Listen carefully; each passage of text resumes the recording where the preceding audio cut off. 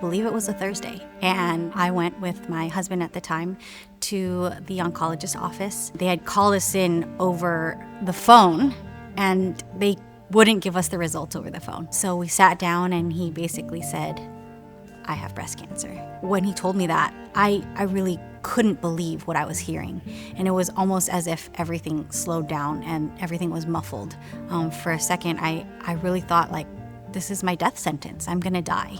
The treatment was really hard. I had 6 rounds of chemo. I was a new mom with a 2-year-old. And so balancing all of that was really hard, and it takes a toll on your body. Nothing I did would relieve that pain. I would sit in a bathtub of like Epsom salt and water and hope to God that the pain would go away. But I think the thing that got me through all of that discomfort and pain was to have a creative outlet.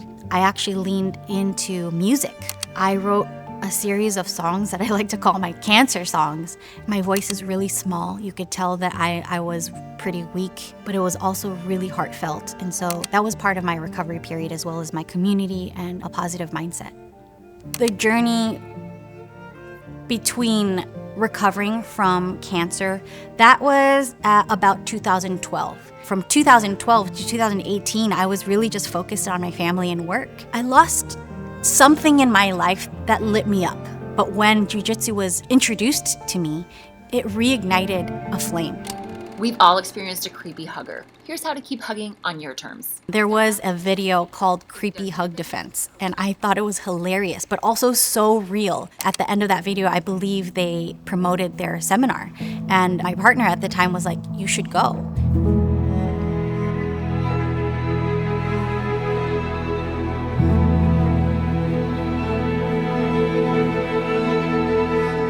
I thought jiu-jitsu was for dudes, not me, for sure.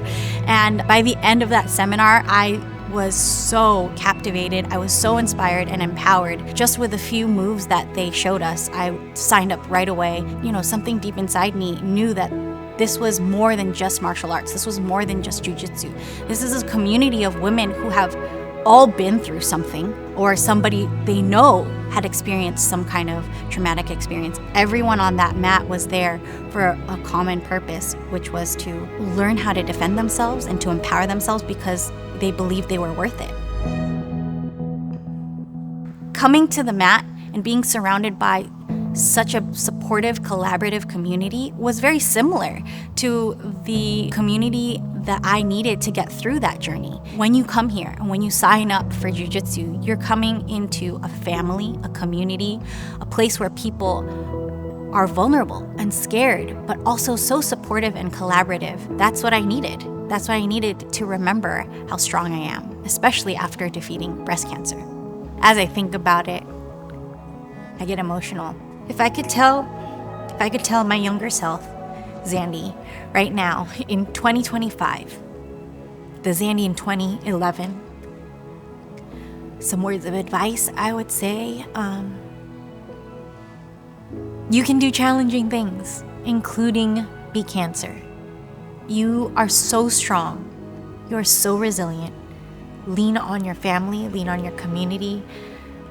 You already have what it takes to get through the hardest, most challenging things. Just believe in yourself.